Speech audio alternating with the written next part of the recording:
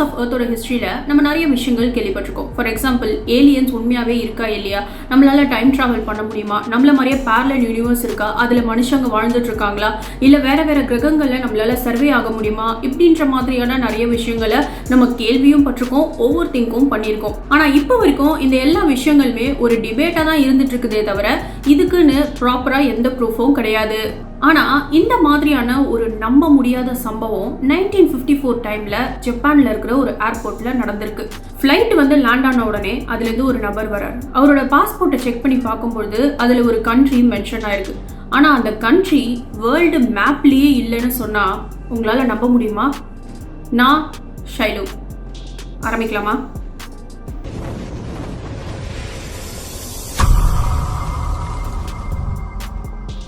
ஜூலை 1954 டோக்கியோவில் இருக்கக்கூடிய ஹனிடா ஏர்போர்ட்ல ஒரு ஃப்ளைட் லேண்ட் ஆகுது. அதுலேருந்து நிறைய பேசஞ்சர்ஸ் இறங்கி வராங்க. அதுக்கப்புறம் பாஸ்போர்ட் வெரிஃபிகேஷன் அண்ட் செக்கிங் பர்பஸ்க்காக இமிகிரேஷன் லைன்ல நிற்கிறாங்க. ஒரு பாசஞ்சருடைய பாஸ்போர்ட்டையும் செக் பண்ணி அனுப்பிட்டு இருக்கும் பொழுது ஒரு நபர் வராரு. அவர் ரொம்பவே நல்லா ட்ரெஸ் பண்ணியிருக்காரு. கையில் ஒரு லெதர் பேக் வச்சிருக்காரு. மேபி ஜப்பான்ல நடக்கக்கூடிய ஒரு இம்பார்ட்டன்டான பிசினஸ் மீட்டிங்ல கலந்துக்கிற மாதிரி ஃபுல்லா டிப் டாப்பா ட்ரெஸ் பண்ணியிருக்காரு. அவருடைய பாஸ்போர்ட்டை எடுத்து நீட்டும் பொழுது அதை பார்க்கறதுக்கு ரொம்பவே வித்தியாசமா இருந்திருக்கு. ஆனா அதே சமயத்துல அந்த பாஸ்போர்ட் பார்க்கறதுக்கு ஒரு ஃபேக் பாஸ்போர்ட் மாதிரியோ இல்ல சீட்டிங் பர்பஸ்க்காக உருவாக்குன பாஸ்போர்ட் மாதிரியோ தெரியல. ரொம்பவே ஜென்யூனா இருந்திருக்கு அந்த பர்சன் மாதிரியே. ஆனா அதுக்கப்புறம் நடந்த விஷயம் தான் ரொம்பவே ஷாக்கிங்கா இருந்திருக்கு. அந்த பாஸ்போர்ட்ல டார்ட் அப்படிங்கிற ஒரு கண்ட்ரியோட பேர் மென்ஷன் பண்ணப்பட்டிருக்கு. அப்படி ஒரு கண்ட்ரி நம்ம வேர்ல்டு மேப்லயே கிடையாது. கரெக்டா சொல்லணும்னா அத்திப்பட்டி கிராமம் மாதிரி.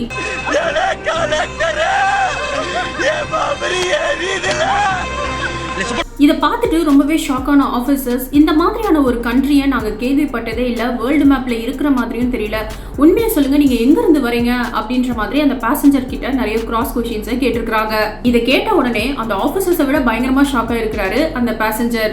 என்னுடைய நாடு 1000 வருஷத்துக்கும் பழமையான ஒரு நாடு. நான் அங்கிருந்து தான் இங்க வரேன். நான் ஜப்பானுக்கு மட்டும் இல்லாம நிறைய கண்ட்ரீஸுக்கு டிராவல் பண்ணியிருக்கேன். அண்ட் ஜப்பானுக்கு மட்டுமே நான் 2-3 தடவை கூட இதுக்கு முன்னாடி வந்திருக்கேன் அப்படின்னு சொல்லிட்டு நிறைய டாக்குமெண்ட்ஸ் எல்லாம் காமிக்கிறாரு.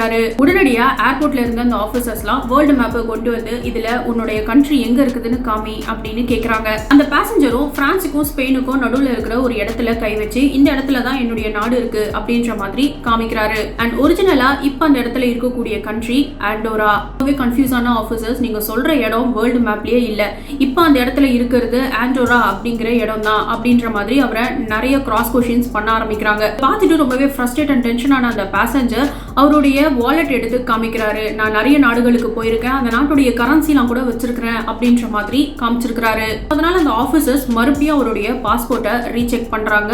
அதுல நிறைய கண்ட்ரிஸோட ஸ்டாம்ப்ஸ் இருந்திருக்கு, ஜப்பான் முதற்கொண்டு. அண்ட் அது எல்லாமே ஜென்யூனான ஸ்டாம்பா தான் இருந்திருக்கு.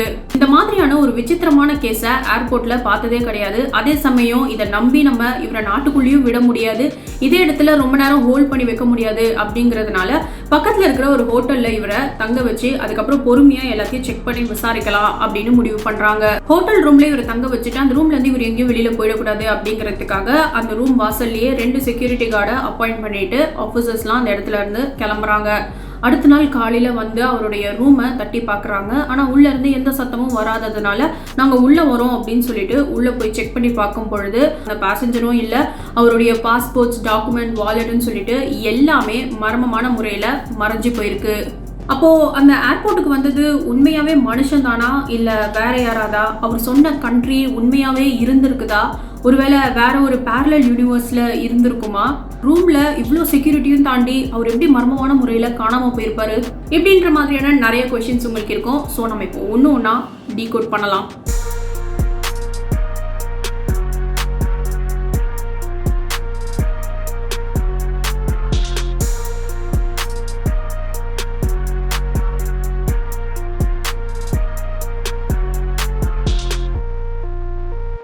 ஃபர்ஸ்ட், இந்த மிஸ்ட்ரியான ஸ்டோரிக்கு பின்னாடி நிறைய பேக் ஸ்டோரிஸ் சொல்லப்படுது. ஒரு உண்மையாவே மனுஷன் தான், ஆனா டைம் டிராவல் மூலியமாவோ இல்ல டைம் ஸ்லிப் மூலியமாவோ பேரலல் யூனிவர்ஸ்ல இருந்து நம்ம பூமிக்கு டிராவல் ஆயிருந்திருக்கலாம்.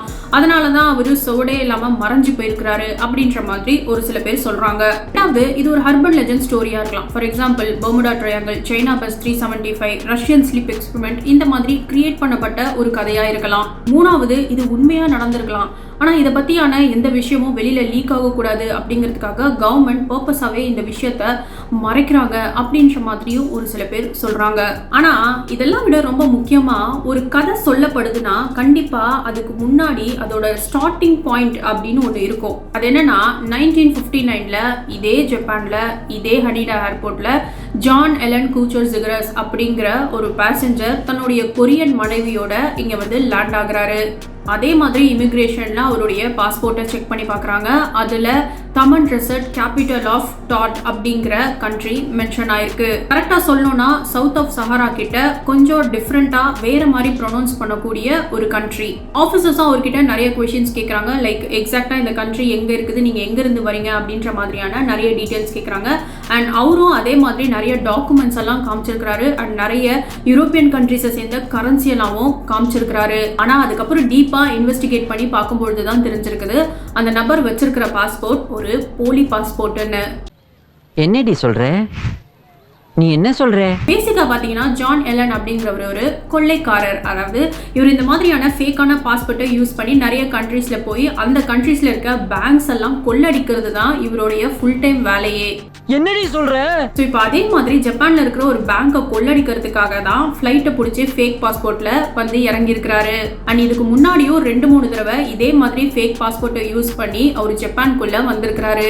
1960s டைம்ல இவரை பத்தியான எல்லா விஷயங்களையும் கண்டுபிடிச்சு இவரை ஃப்ராட் அண்ட் இல்லீகல் என்ட்ரிக்காக அரெஸ்ட் பண்றாங்க.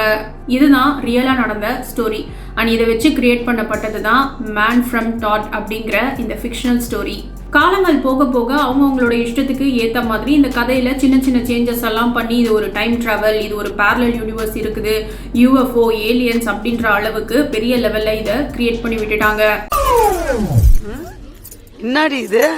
ஸோ பேசிக்காக நிறைய பேருக்கு இந்த unsolved mysteries, parallel universe, time travel இதிலெல்லாம் ரொம்பவே இன்ட்ரெஸ்ட் இருக்கிறதுனால இந்த கதையை நிறைய பேர் ரொம்பவே விரும்பி ஆர்வமாக கேட்டிருக்கிறாங்க.